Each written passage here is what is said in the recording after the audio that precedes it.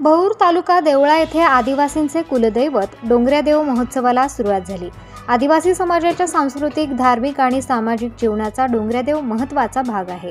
गुजरात, महाराष्ट्र आणि मध्य प्रदेशातील आदिवासी भागात या पूजेला विशेष महत्त्व दिले जाते।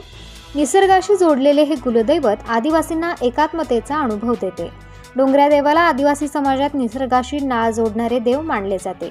या पूजेत निसर्गाची उपासना, स्थानिक गाण्यांचे महत्त्व आणि श्रमाची प्रतिष्ठा यांचा संगम पाहायला मिळतो।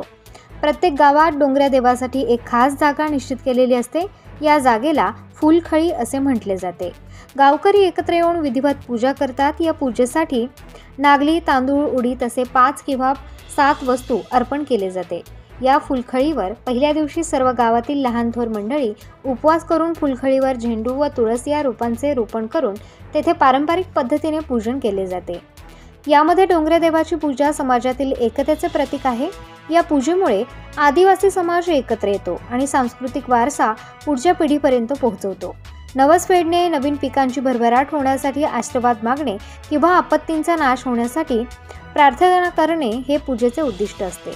डोंगऱ्यादेव त्यांच्या जीवनाचा अविभाज्य भाग आहे। त्यांच्या पूजेमुळे आदिवासी समाजाला निसर्गाची ताकद आणि परंपरा टिकवण्याची प्रेरणा मिळते। प्रबंधभूमी महाराष्ट्र न्यूजसाठी शरद पवार, भौर।